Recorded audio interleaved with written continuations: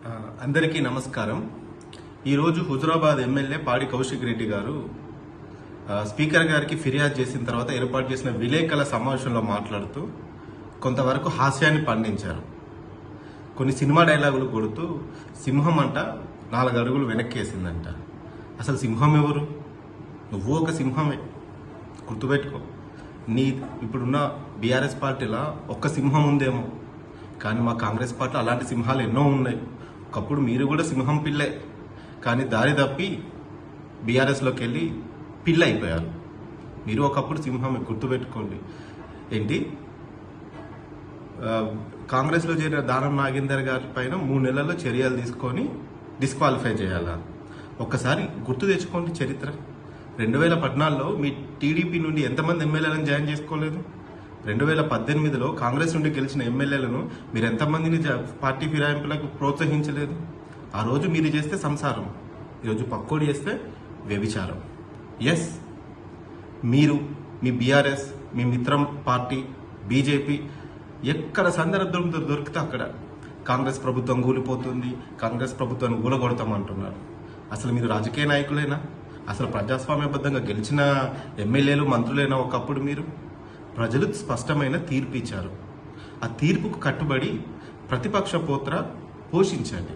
ఆ ప్రతిపక్ష పాత్ర పోషించలేక ఎక్కడ మీరు చేసిన అవినీతి, అక్రమాలు, అరాచకాలు బయటపడతాయో అని చెప్పి మీరు బీజేపీ కలిసి, బీఆర్ఎస్ బీజేపీ కలిసి కాంగ్రెస్ పార్టీ మీద కుట్ర తెరుస్తూ ఉంటే 100 రోజులు ఓపికబట్టారు మా ముఖ్యమంత్రి రేవంత్ రెడ్డి గారు. ఎస్, నిన్నే గేట్లు ఓపెన్ చేశారు. ఆ ప్రవాహం నిన్నే మొదలైంది. ఇంకా రాబో రోజుల్లో ఆ ప్రవాహం ఉధృతం అవుతుంది. ఆ ప్రవాహంలో ఒక్క ఎమ్మెల్యే కాదు, మీ బీఆర్ఎస్లో ఎల్పీ లెజిస్లేటివ్ పార్టీ మొత్తం కాంగ్రెస్లో కలవబోతుంది. మీకు చేతనైతే ఆపుకోండి. ఒక్క ఎమ్మెల్యేతో ఇది ఆగదు, ఒక్క సిట్టింగ్ ఎంపీతో ఇది ఆగదు. మీరెన్ని కుప్పిగంతులు వేసినా మీరు మీ మిత్ర పార్టీ బీజేపీ రాబో పార్లమెంట్ ఎన్నికల్లో మీ బీఆర్ఎస్ పార్టీ గెలుచుకునే స్థానాలు 0. సినిమా డైలాగులు కొట్టడం కాదు కౌశిక్ రెడ్డి గారు. మీరు కేవలం ముఖ్యమంత్రి రేవంత్ రెడ్డి గారిపై వ్యక్తిగత కక్షతో మాత్రమే మాట్లాడుతున్నారు. ఆ కక్ష సాధింపు చర్యలు, కక్ష సాధింపు ధోరణులు, అందితే జుట్టు, అందకపోతే కాళ్ళు.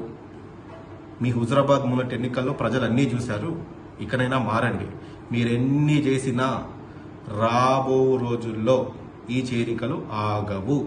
గ్రామ స్థాయి నుండి రాష్ట్ర స్థాయి వరకు మీ బీఆర్ఎస్ పార్టీ కూకటి వేళ్లతో సహా పీకబోతున్నాం.